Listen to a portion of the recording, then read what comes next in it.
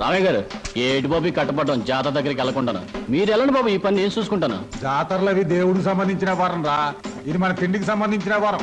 అయ్యగారి దగ్గర మాట వస్తుంది. అసలే గుంట నక్కల ఎదురు చూస్తున్నాడు నరసింహంగడు.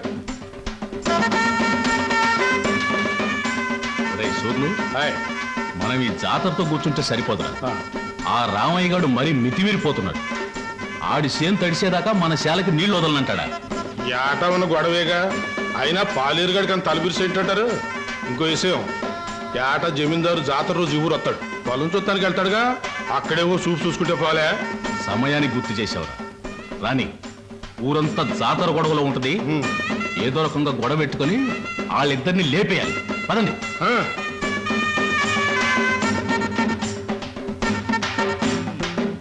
ఈ జాతరలు ఏంటో, ఈ గొడవలు ఏంటో, కళ్ళు తాగి చల్లగా తొంగుంటే కళ్ళుకి అమ్మవారు వచ్చి కావలసినంత కళ్ళు ఇస్తుందిరా. నా మాట ఏనరా? రామయ్య గారు, అయ్యగారు వస్తున్నారు. చండాలి బాబు, ప్రయాణం సుఖంగా జరిగిందండి? సుఖంగానే జరిగింది కానీ ఏమిటయ్యా ఇది? తిండి దెబ్బలు మానేసి ఎప్పుడు ఈ చేను దగ్గర పడుతున్నావుట? గట్టు బాబు. ఆ గట్టు లేకపోతే చచ్చిపోతావా ఏమిటి? అక్కడ మీ ఆవిడ నీ భోజనం కోసం ఎదురు చూస్తాను, వెళ్ళు. అది కాదు బాబు. ఏహీ కాదు కానీ నువ్వు వెళ్ళి భోజనం చేసిరా. నువ్వు వచ్చే వరకు నేను కాపలా ఉంటానుగా. బావా, ఆ 10 పైసలు బిళ్ళ పట్టా మీద పెట్టాను. రైలు వెళ్ళిన తర్వాత పెద్దదైపోతుంది. అప్పుడు దానికి తాడు కట్టి నీ మెళ్ళ వేస్తాను. నా మెళ్ళ వేస్తానంటావే? అవును, నీ మెళ్ళలోనే వేస్తాను. ఇదిగో కొట్టనంటే ఒరే టిప్పకాయ బావా. ఇదిగో డిప్పకాయ గిప్పకాయ అన్నావంటే తంతాను. అత్తయ్య అత్తయ్య చూడత్తయ్య బావా. ఏం సరోజా, ఏం జరిగిందమ్మా? అదేమో 10 పైసలు బిళ్ళ పట్టాల మీద పెట్టాను. అది పెద్దదవుతుగా, దానికి తాడు కట్టి నా మెళ్ళ వేసుకోవాలంటమ్మా. పిచ్చిదానా, దానికి ఏడిపోయిందికే. ఇంకొక 10 ఏళ్లకు నీ మెళ్ళ బంగారు మంగళసూత్రం వేస్తాడు. నేను చచ్చినా వేయను. ఇది ముండిది. ఒరే టిప్పకాయ బావా, నువ్వు వేయకపోతే నేనే నీ మెళ్ళ వేస్తాను. ఎందుకురా అలా ఉడుకుంటా? ఇప్పుడు అదేమందని లేవండి, మీ అందరికి అన్నాలు పెడతాను. బాగుందే వరుస. నీకు సొంత కొడుకు కన్నా మేనగోళ్ళు ఎక్కువైపోయిందని మాట. బాగుంది, తల్లి లేని పిల్ల ఎవరికైనా ఎక్కువే. కూసండి, అన్న పెడతాను. కూసమ్మా. నల్లం పోయినా మీ అన్నయ్యకి బుద్ధి జ్ఞానం వచ్చినట్టు లేదు. ఎంతసేపు తాటి చెట్టు కింద ఇల్లు కట్టుకుని కలు తాగుతూ కూకుంటాడు తప్ప బాధ్యత ఏం పట్టినట్లేదు. చెల్లి క్షమించునా తల్లి, బేగ కూడేటేమా. ఆడు చెట్టెగాడు, దిగేటప్పుడు మనం ఆడు ఉండాలి, లేకపోతే పులిసిపోద్ది. నువ్వు కూడా ఏదైనా చెట్టెక్కి దూకి సావరా. సిగ్గులేదురా నీకు? శివుని ఎత్తులున్నాడు, సిగ్గు ఉంటది నా చెల్లి. మనం అంటూ ఉన్నది కళ్ళు. నీ తిట్లు నా కొత్త కాదు, బాయ్ పరాయడు కాదు, కూడెట్టే.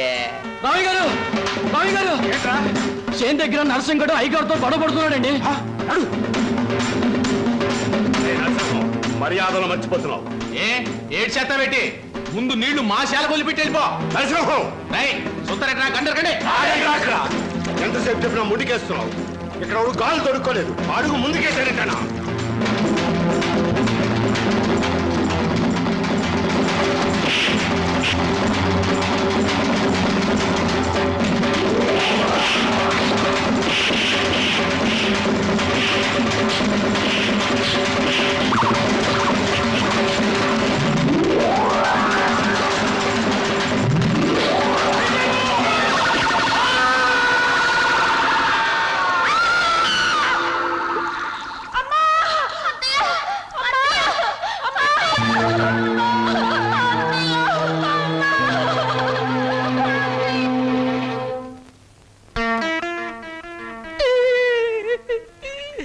ఆ భగవంతుడు నాకు చాలా అన్యాయం చేశాడు బాబు గారు.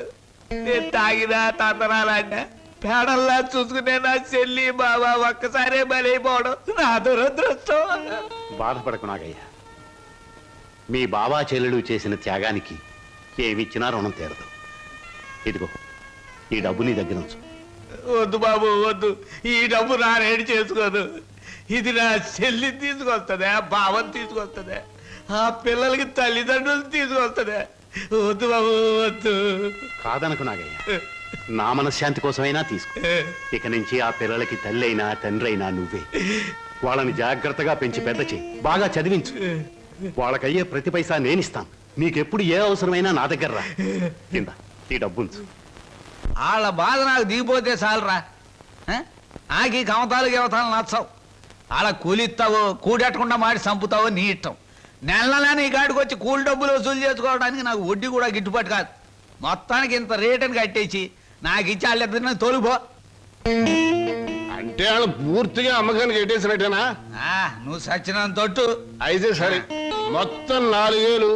ఆ, అందాక ఉంచు, పొద్దున్నే వచ్చినప్పుడు మిగతాది ఇచ్చి వాళ్ళిద్దరిని ఎట్టుకెళ్ళిపోతాను. బావా బావా, ఏమిటి సరోజ? మా నాన్న మీ ఇద్దరిని ఎవరికో అమ్మేస్తున్నాడు. నాకేదో భయంగా ఉంది బావా. అయితే ఇప్పుడు ఎలా? మేము పారిపోతాం చెల్లి, మనం పారిపోదాం. రేయ్, ఎక్కడికి రా పారిపోతాం అంటున్నారా? కాలు బయట పెడితే తోలుకెళ్తాను ఎక్కువ. లోపలికి. నీ కోసం నీ పెళ్లి చూసుకోమా. నీ కోసం వాడి ఉండమ్మా. నీకు తెలవదు వదులు.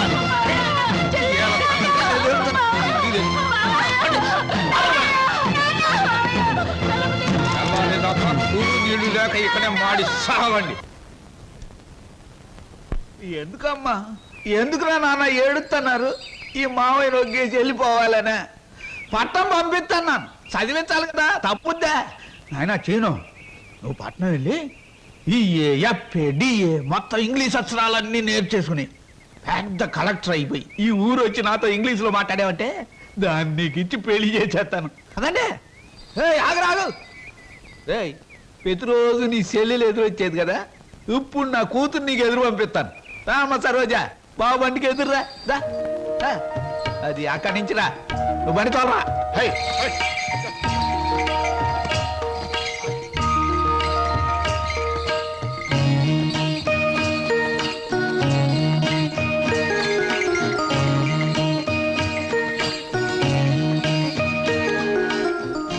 అమ్మా తల్లి, నువ్వు లోనకెళ్ళి గట్టిగా తలుపేసుకో. లోన డబ్బు ఉంది, నేను కలుపాకెళ్ళి వస్తాను. వచ్చేటప్పుడు నీకు చక్రాలు జంతికలు తెచ్చి పెడతానే.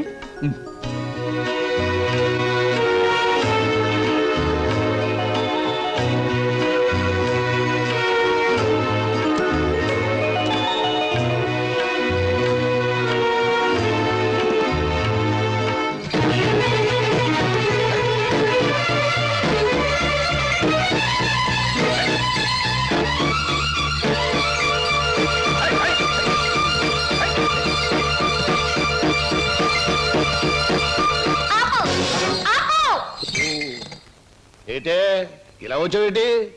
నిన్ను కూడా మీ బాబు నాతో వెళ్ళిపోమన్నాడేటి? కాదు, స్టేషన్ దాకా వదిలిపెట్టొద్దామని నేనే వచ్చాను. ఆహా, అలాగా? అయితే రా మరి, రా వచ్చే బండి.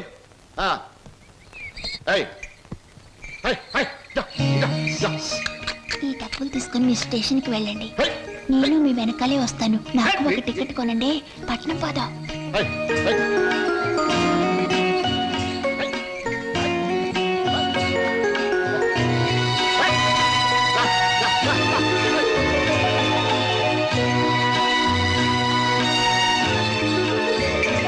అవును, పట్నంలో వాళ్ళు పారిపోతే ఏం చేస్తావు?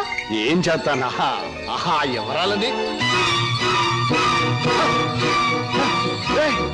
ఆగండి,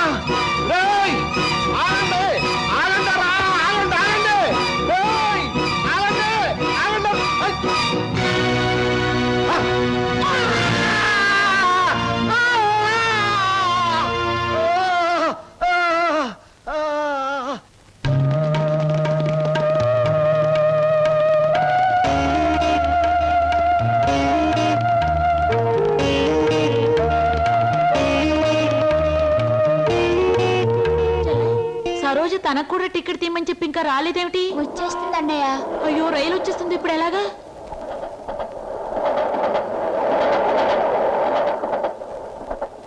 అరే ఎవరా మీరు? ఊరెళ్ళాలండి. టికెట్లు తీసారా? ఇదేమిట్రా, ఇద్దరున్నారు 3 టికెట్లు తీశారు. మా సరోజ రావాలి. ఊరు వెళ్దామని వచ్చి సరోజని కూర్చుంటే రైలు ఎక్కుదా? పదండి రా, ఏమండి? సాయంత్రం మా రా, రైలు సరోజ పదండి రా, రావాలండి. ఎక్కండి, రైలు ఎక్కండి. ఏమండి?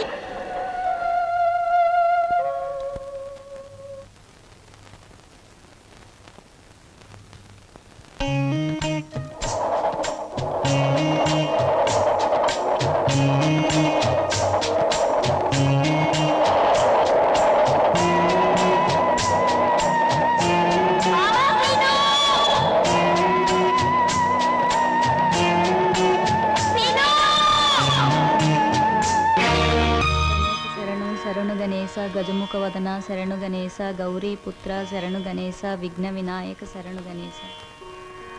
అన్నయ్య అన్నయ్య తీసుకో. అమ్మా దేవుడి పూజ అయిపోయింది, పొట్ట పూజ చూడమ్మా. నువ్వు గబగబా టిఫిన్ పెట్టావంటే నువ్వు అటు ట్యూషన్ కి, నేను ఇటు పేపర్ వేయడానికి వెళ్ళిపోవచ్చు. ఈ పాటికి వార్తలో అంటే పేపర్ కోసం పార్లమెంట్కి వెళ్లే రాజకీయ నాయకుల దగ్గర నుంచి బాత్రూమ్కి వెళ్లే బట్టల వరకు ఎదురు చూస్తూ ఉంటారు. నువ్వు త్వరగా వెళ్ళి టిఫిన్ రెడీ చేయి. వెళ్తున్నాను.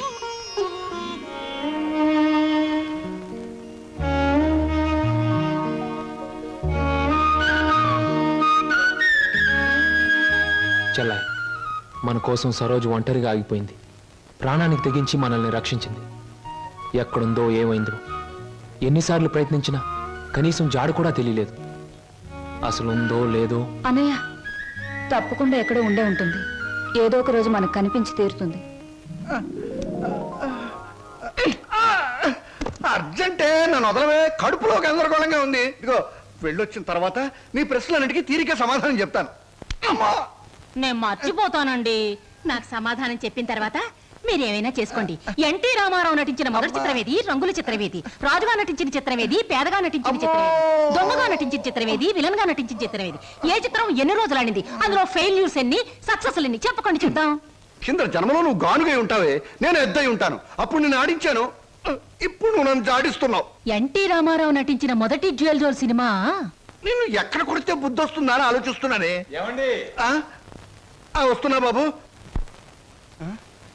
ఏమయ్యా, నువ్వు పోస్ట్ మ్యాన్ కదా, పోర్టల్ ఉద్యోగం ఎప్పుడు మొదలెట్టావు? ఏంటండి ఏమి తెల్లనట్టు అడుగుతారో? మీ ఆవిడ రాసి పంపించిన పాటలు తిరిగి వచ్చేసాయి. ఆహా, అయితే ఈ నెల కూడా పొయ్యిలోకి పుల్లలు కొనక్కర్లేదన్నమాట. మీ ఆవిడ గారి చేత పాటలు రాయటం అన్నా మానిపించండి. లేకపోతే ఆవిడ గారి కోసం ఒక కొత్త వారపత్రిక పెట్టండి. లేకపోతే దేశంలో తెల్లకైతే కరువు వచ్చి పడిపోద్దని. మరి ఎవరండి వచ్చింది? అమ్మో, విడు ఏమిటండి ఇవన్నీ నీ రచనలే. వీటి తాకిడికి ఈ ప్రపంచం అంతా తట్టుకోలేకపోతుంది. కొన్నాళ్ళకి ఈ ఊరంతా ఖాళీ చేసి పోయేటట్టున్నారు. ఊరు అంటే జ్ఞాపకం వచ్చింది. 1952లో సొంత ఊరు అనే సినిమా వచ్చింది కదా. ఎన్ని సెంటర్స్ లో 50 రోజులు ఆడింది. ఆ చిత్రంలో హీరో ఎవరు, హీరోయిన్ ఎవరు, డైరెక్టర్ ఎవరు? కింద జనంలో నువ్వు పిడకై ఉంటావే, నేను పోయే ఉంటాను. అప్పుడు నిన్ను కాల్చాను, ఇప్పుడు నన్ను కాల్చు తింటున్నావు. ఏంటండి? ఇటు కాదు, ఇటు పోతాను. పిన్ని, మళ్ళీ ఏమిటో. ఏమిటి పిన్ని, ఏమిటి గొడవ? ఏం లేదురా, ఈ మధ్య ఎవరికి సినిమా పరిజ్ఞానమే ఉండటం లేదు. అదే నాకు చాలా బాధగా ఉంది. ఇదిగో లోపలికి వెళ్ళటానికి వీల్లేదు. ఇక్కడే పడి ఉంటానే. నాగయ్య గారు హీరోగా ఉన్నప్పుడు మా అమ్మ, రామారావు గారు హీరోగా ఉన్నప్పుడు మా అమ్మ ఎన్నో తెలుగు చలనచిత్ర పాఠ్యగ్రంథాలు రాశారు. నేను ఇప్పుడు ఒకటి అలాంటిదే రాద్దాం అనుకుంటున్నాను. ఎవరు పట్టించుకోవటం లేదురా. పిన్ని, నువ్వు ఎవరిని ఏం అడగకూడదు. అడిగితే నీకు తెలిసిన విషయాలు వాళ్ళు ముందే తెలుసుకొని నీకంటే ముందే వాళ్ళు బుక్ రాసేస్తారు. అందుకని నీలోనే ఉంచుకో. నీకు ఒకటి తెలుసా, నీ బుక్ కవర్ పేజ్ బొమ్మ బాపు గారి చేత వేస్తున్నాను. అలాగా? ఫ్రంట్ పేజ్ ఏమిటో తెలుసా? ఏమిటి? రమ్ పమ్. చాలా బాగుందిరా. బ్యాక్ పేజ్ మీద సుత్తి కూడా వేయించు, రాంగ్ ముదిరిపోతుంది. మీరు ఊరుకోండి. నా బాబే, నువ్వు ఒక్కడవేరా నన్ను అర్థం చేసుకున్న వాడివి. ఇంకెప్పుడు ఎవరిని ఏమి అడగను, మిమ్మల్ని తప్ప.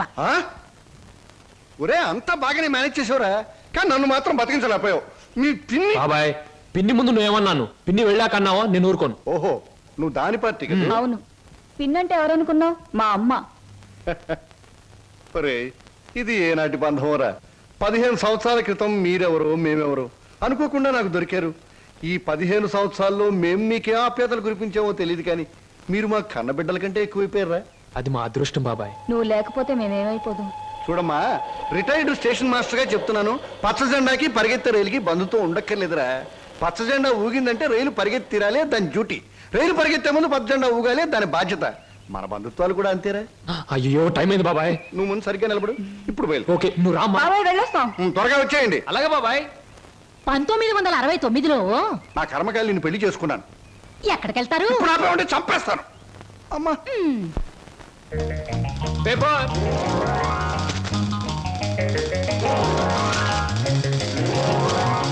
పంతులు గారు, పేపరు. అమ్మయ్యా.